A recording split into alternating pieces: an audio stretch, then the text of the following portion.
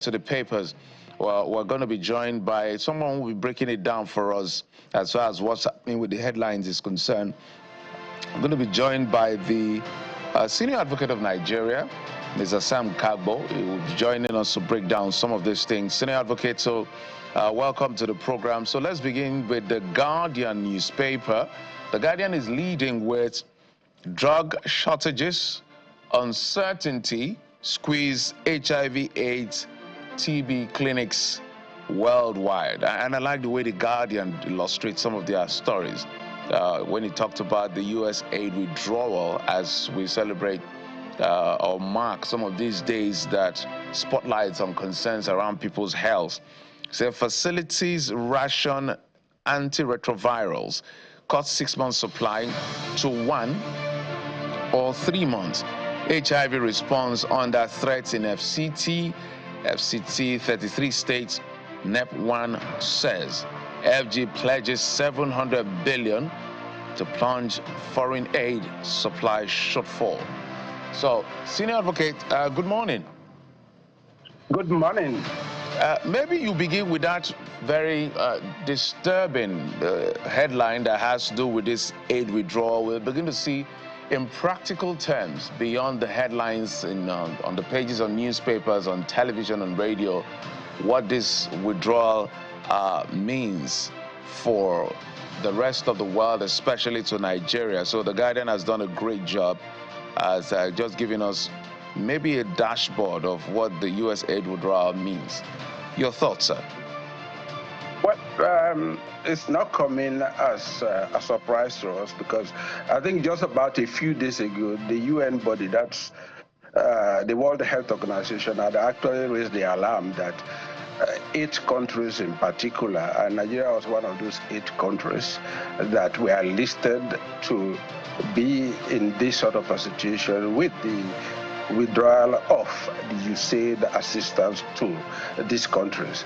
And what that one means is that more of the help that we've had on the field, and in particular with respect to the HIV, AIDS, retroviral, what they call it, medications, as well as those with respect to TB, they will be in shortage in no time. Although for now, perhaps what they have in stock may be available to the, what would I call it, those who need them very dearly. The projection is that in the next 3 months, if nothing is done, we are going to run in a crisis. And I think Akwa Ibom has even already raised the alarm that they've run out of medication for tuberculosis.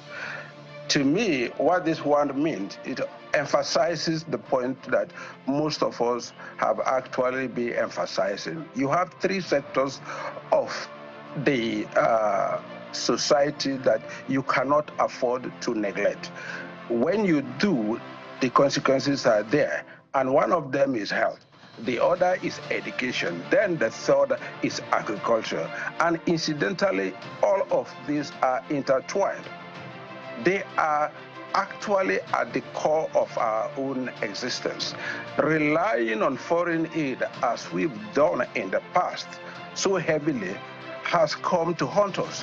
Because now, yes, they said 300 billion naira has been budgeted this year for health. But when you look at that in reality, how much is that? It's less than $200 million. And when you consider the magnitude of what we are discussing here, I think we should be concerned, and I think the newspapers are actually right to have highlighted it the way they've done.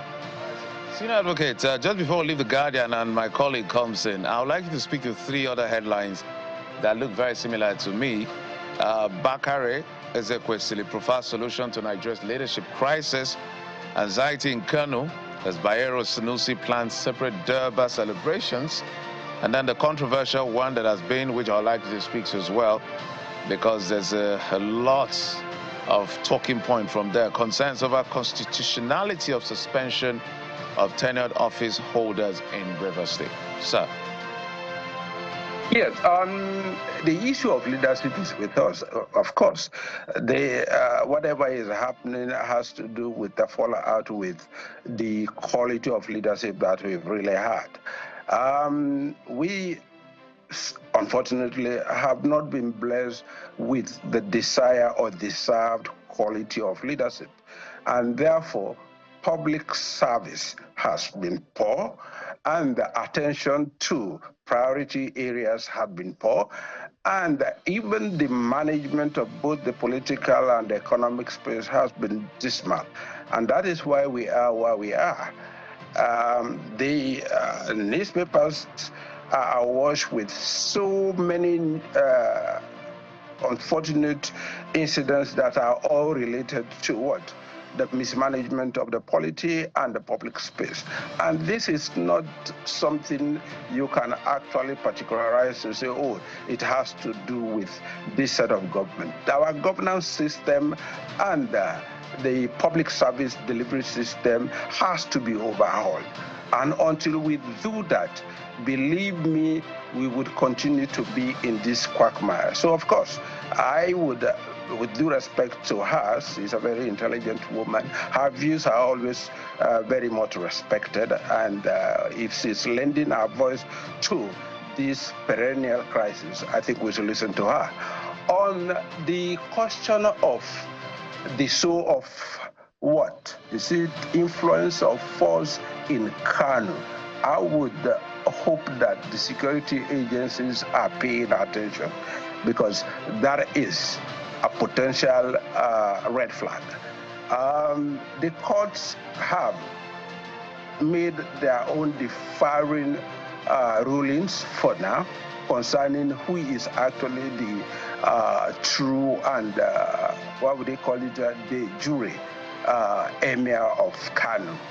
I would think that as at this moment, both parties, the warring parties, should be circumspect in their own actions, knowing fully well that whatever they do would affect the Kano. And Kano is one of the most populated states in the country. I think it's next to Lagos. And if you have if you have an unfortunate conflagration there, because of the activities of the people who are supposed to be the moral bearers of the traditions of the state, I think those who are supposed to maintain law and order should pay attention to that. And coming back to the issue that has been with us for a while now, and that is the state of emergency in Rivers State. I am happy that most of the people that I would call the moral guarantors of our governance system and our polity are now speaking. And yes, some people might look at this as a kind of a criticism, but I do not think so. And I'm hoping that the government itself, that is the presidency, and this moral guarantors would not talk past themselves, because they're all talking about the same thing. And it's just the issue of emphasis. For an example, the president says it takes an action because what? Somebody has dismantled the governance system in Rivers State.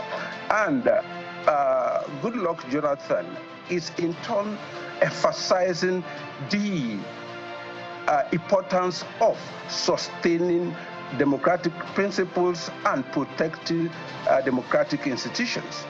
That's, to me, they're talking about the same thing.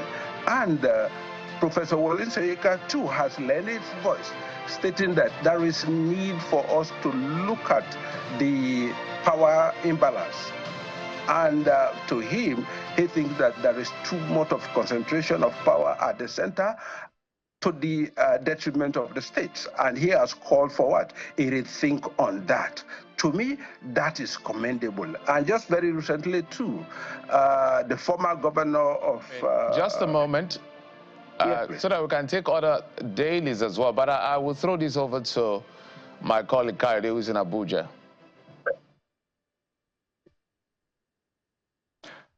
Yeah, Jeff, take a look at the front page of Blueprint newspaper, and it's in line with what Senior Advocate Sam Karbo was talking about. The big story on the front page of Blueprint is Presidency replies Jonathan Soyinka others on Rivers emergency rule. Tinubu prioritized Nigeria's interests over political expediency. That's what the presidency is saying. Says president's action prevented deeper crisis. Calm in Rivers now vindicates his decision. Deserves commendation, not condemnation. Petitions ECOWAS over unconstitutional action. So it's a very interesting one now. That in the face of the law, majority see that this is unconstitutional and say that in fact, but the president is still finding, well, some sort of, well, I call it rationalization in spite of what the law says. But what I want you to speak to, Senior Advocate, is the reports, by the way, unsubstantiated reports that has been making the rounds, particularly in Rivers State, that the sole administrator might want to swear in new local government heads or what have you. Clearly, there's no substance to that. It's still rumors. But what does the law say about that anyway? Does he have the powers to make such decision if that is being considered in the first place? I do not think that the local government in Kula or the local councils were mentioned in any way in the president's proclamation, meaning that, and the assumption is that they were not affected by this suspension. And the local government is by itself an organ of government that is created by the Constitution with specific functions.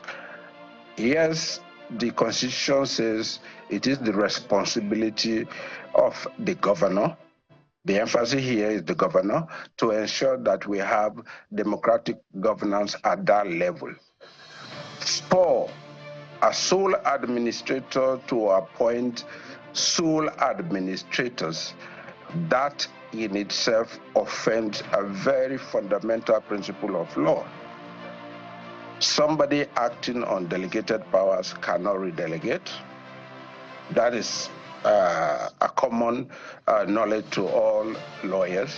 And I would therefore be at crossroads in thought as to where that authority would come from for him to swear in new local government councils when there is no election. If for anything, I would think that what could be done and may be done is to call for elections. But for the sole administrator to appoint other sole administrators, to me, that would be taking this expenditure too far.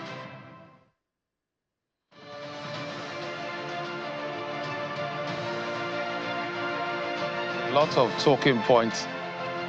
There's a lot of talking points as far as this conversation is concerned. Constitutionality or otherwise of the action of the president, because we keep searching the law, so we still cannot find. But there's a rationalization from the presidency. But everybody's talking about the rule of law, and those commentaries have come from far and near. So it's an ongoing conversation. Even the acts of the National Assembly themselves, the action they took relating to this, has also been a subject of controversy in terms of the voting process as well. So there's a lot of work that has to be done with the political class to protect democracy and the Constitution. But everybody has an opinion, and it is within their rights as well to have that opinion. That is why it's a democracy. So the law and the ground norm guides us the best way forward. Sam Karbo is the senior advocate of Nigeria who joined us via Zoom from the nation's capital. Thank you, senior advocate, for coming on the program. Thank you, sir. Thank you very much, and thank you for having me.